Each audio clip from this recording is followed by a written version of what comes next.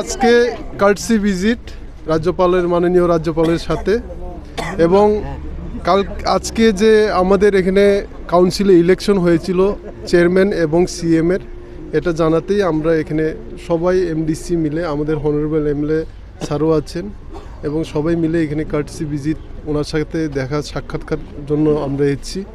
এবং কালকে যেহেতু ওট টেকিং আছে সিএম এবং ইএমের, এটার জন্য ওনাকে নিমন্ত্রণ জানানোর জন্য আমরা এসেছি। এবং ওনার সাথে আমরা আধা ঘন্টার মতো ভালোই ডিসকাশন হয়েছে আমাদের টিটিডিসি ব্যাপারে, এবং উনি বলেছেন, কথা দিয়েছেন যে ওট টেকিংয়ের পরে খুব শীঘ্রই আমাদের হেডকোয়ার্টার টিটিডিসি হেডকোয়ার্টার খুমুলুঙে আসবেন এবং ভিজিট করবেন। এবং উনি এও কথা বলে দিয়েছেন যে পাহাড় অঞ্চলে যে আমাদের দলাই বলুন, কাঞ্চনপুর বলুন, আমরা 1-2 মাসের মধ্যে একটা ভিজিট উনি করবেন, যেখানে রাস্তাঘাটের রুট কানেক্টিভিটি নেই, পানীয় জল নেই, এখানে 1-2-3টে লোকেশনের দুর্গম এরিয়াতে উনি ভিজিট করবেন।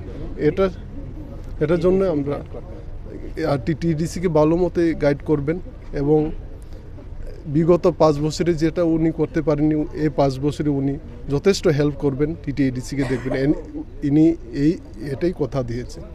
আর্থিক বিষয় নিয়ে তো বিগত দিনে আপনাদের অনেক বক্তব্য ছিল, হ্যাঁ, এবার কি প্রত্যাশা করছেন?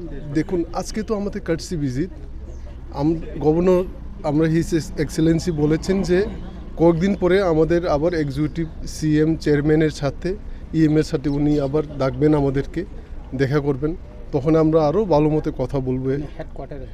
আর হেডকোয়ার্টারে যাবেন উনি, খুমলুং হেডকোয়ার্টারে, এটাই তখন আমরা ভালো মতে কী আশুবেশি খুঁটিনাটি আছে সব বিস্তারিত আমরা কথা বলবো গভর্নর হিজ এক্সেলেন্সির সাথে। ধন্যবাদ।